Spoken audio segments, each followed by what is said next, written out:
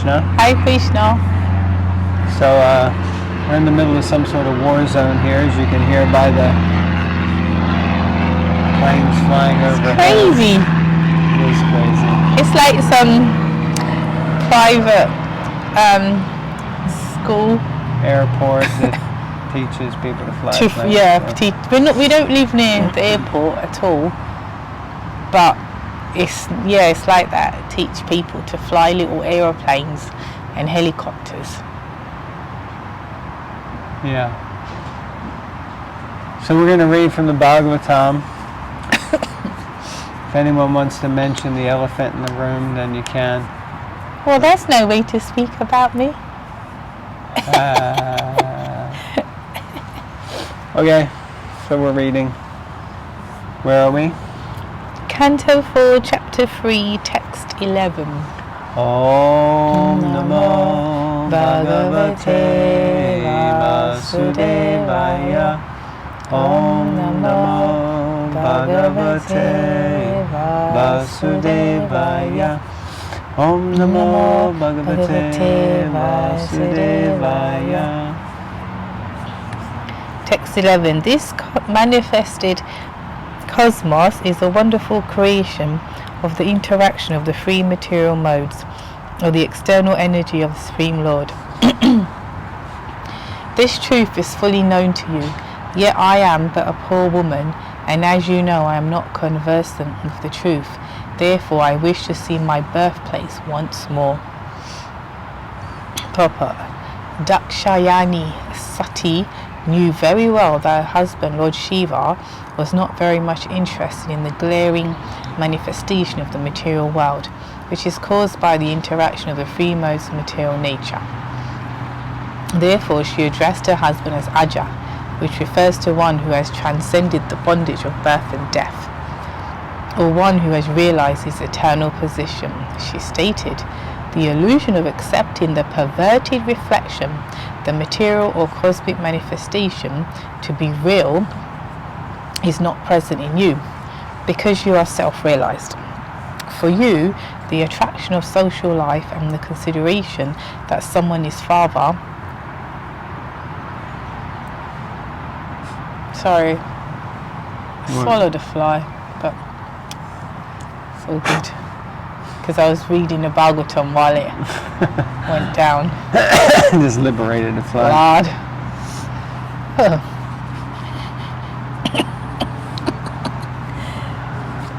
Yeah. For the attraction of social life and the consideration that someone is father, someone is mother, and someone is sister, which are illusionary relationships, is already over.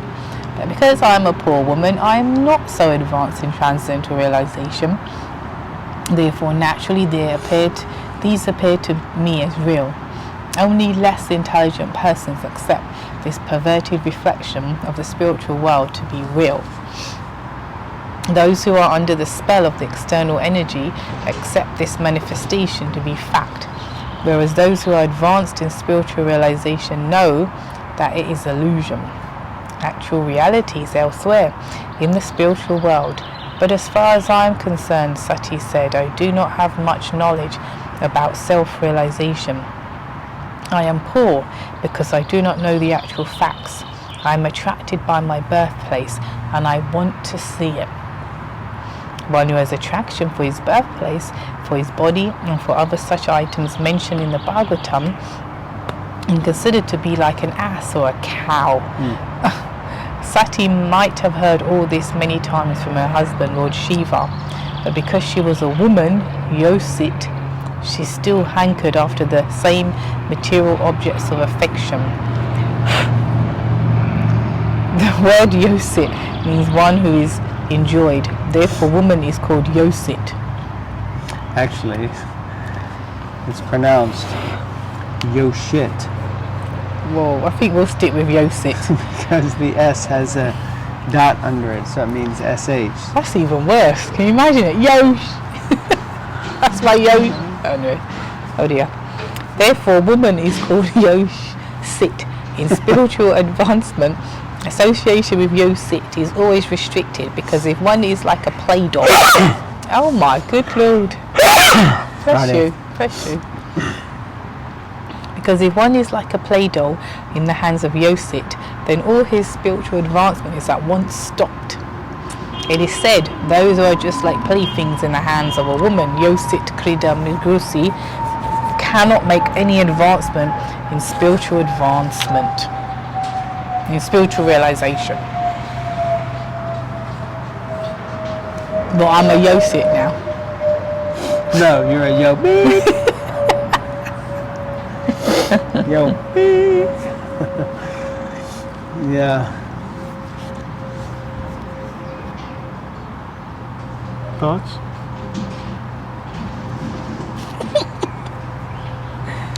I feel that, as every woman knows, you have to the psychology of a man is there's a certain level of flattering involved.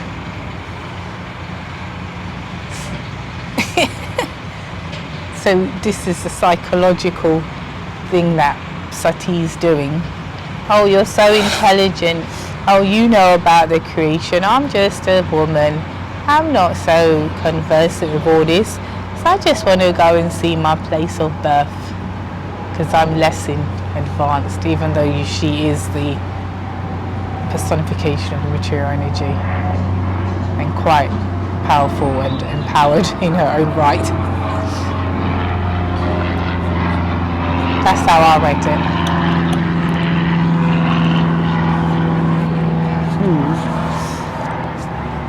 Yeah, it's an interesting Yosit means one who is enjoyed. So there's the enjoyer and the enjoyed. So it's an interesting concept. I think we won't open it up. We'll move on to the next one. Text 12. O never born, O blue-throated one, not only my relatives but also other women dressed in nice clothes and decorated with ornaments are going there with their husbands and friends. Just see how their flocks of white airplanes had made the entire sky very beautiful. Sounds quite, like fairy tale-ish. Purport. Here Lord Shiva is addressed as Abhava, which means one who is never born. Although generally he is known as Bhava, one who is born. Rudra, Lord Shiva, is actually born from between the eyes of Brahma, who is called Swayambhu, because he is not born of any human being or material creature, but is born directly from the lotus flower, which grows from the abdomen of Vishnu. When Lord Shiva is addressed here as Abhava, this may be taken to mean one who has never felt material miseries. Sati wanted to impress upon her husband that even those who were not related to her father were also going, to say nothing of herself, who is intimately related with him. Lord Shiva is addressed here as blue-throated. Lord Shiva drank an ocean of poison and kept it in his throat, not swallowing it or allowing it to go down to his stomach, and thus his throat became blue. Since then he has been known as Nilakanta, or blue-throated. The reason that Lord Shiva drank an ocean of poison was for others' benefit. When the ocean was churned by the demigods and the demons, the churning at first produced poison. So, because the poisonous ocean might have affected others who were not so advanced, Lord Shiva drank all the ocean water. In other words, he could drink such a great amount of poison for others' benefit. And now, since his wife was personally requesting him to go to his father's house, even if he did not wish to give that permission, he should do so out of his great kindness. So, interesting understanding of the different words, but also, this pastime of Lord Shiva drinking the ocean of poison. I've just been hearing this from Krishna Dharma Peru's audio book on the 8th canto of the Bhagavatam, and Lord Shiva just comes and drinks the poison to protect everybody else. So only he can do something like that. So it shows his immense greatness. But then his throat became blue because of it, and I think there were drops of the poison fell on the earth and became scorpions and snakes and different things like that have venom. Yeah. So interesting. Yeah. All right, text 13. O best of the demigods, how can the body of a daughter remain undisturbed when she hears that some festive event is taking place? Oh my goodness.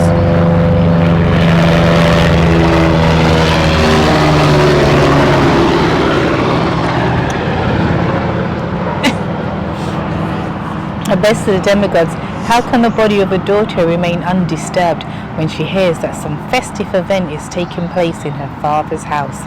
Even though you may be considering that I have not been invited, there is no harm if one goes to the house of one's friend, husband, spiritual master or father without invitation.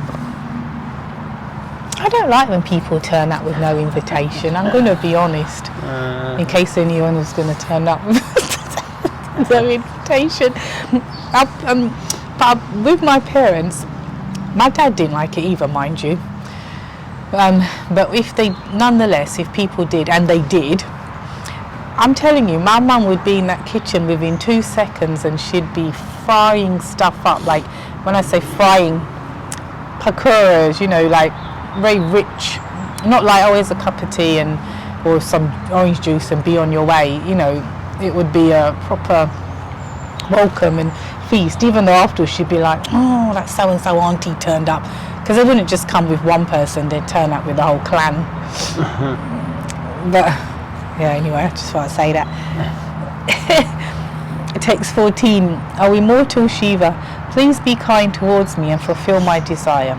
You have accepted me as half of your body, therefore please show kindness towards me and accept my request. 15. The great sage Maitreya said, Lord Shiva, the deliverer of the hill Kailash, having thus been addressed by his dear wife, replied smilingly, although at the same time he remembered the malicious, heart-piercing speeches delivered by Daksha before the guardians of the universal affairs. Wow, that sounds dramatic, doesn't it? Like some movie, the guardians of the universal affairs. Guardians of the galaxy. Yeah. Purport, when Lord Shiva heard from his wife about Daksha, the psychological effect was that he immediately remembered the strong words spoken against him in the assembly of the guardians of the universe. And remembering those words, he was sorry at heart, although to please his wife he smiled. What a gentleman. In Bhagavad Gita it is said that a liberated person is always in mental equilibrium in both the distress and the happiness of this material world. Therefore, the question may now be raised, why a liberated personality like Lord Shiva was so unhappy because of the words of Daksha? The answer is given by Srila Vishwanath Chakravarti Thakur. The Lord Shiva is Atmarama, or situated in complete self-realization. But because he is the incarnation in charge of the material mode of ignorance, Tamagun, he is sometimes affected by the pleasure and pain of the material world. The difference between the pleasure and pain of this material world and that of the spiritual world is that in the spiritual world, the effect is qualitatively absolute. Therefore, one may feel sorry in the absolute world, but the manifestation of so-called pain is always full of bliss. For instance, once Lord Krishna in his childhood was chastised by his mother Yashoda, and Lord Krishna cried. But although he shed tears from his eyes, this is not to be considered a reaction of the mode of ignorance, for the instant was full of transcendental pleasure. When Krishna was playing in so many ways, sometimes it appeared that he caused distress to the gopis, but actually such dealings were full of transcendental bliss.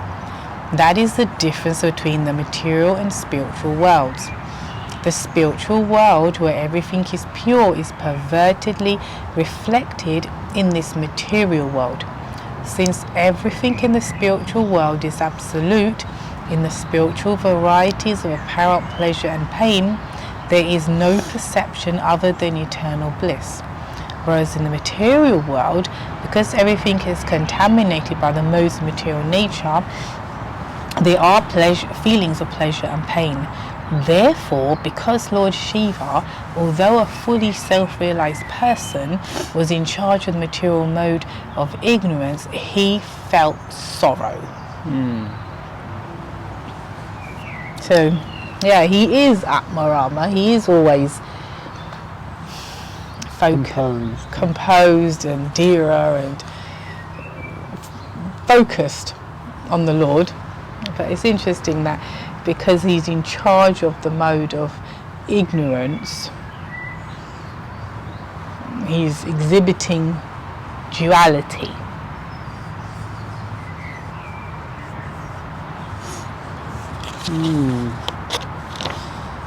Interesting. Yeah, because I thought it was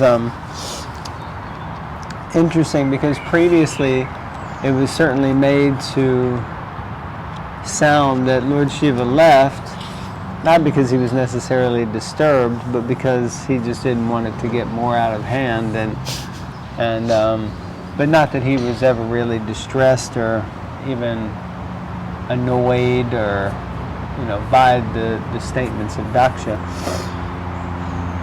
But here it sounds like remembered the malicious, heart-piercing speeches. And it says that he was basically distressed or disturbed, or he felt sorrow.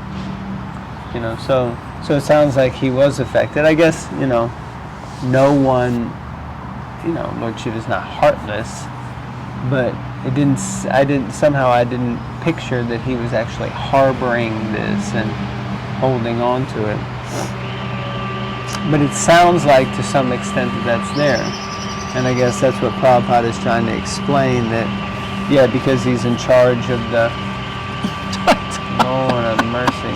It all comes over with like filming. Because he's in charge of the mode of ignorance, so therefore he's feeling like this. So, okay, I think we should stop here. We're up now the noise stopped. Yeah, because we stopped.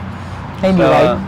So we'll finish here and pick up on another day. But today has been a very glorious and wonderful day outside, despite the perpetual airplanes and helicopters.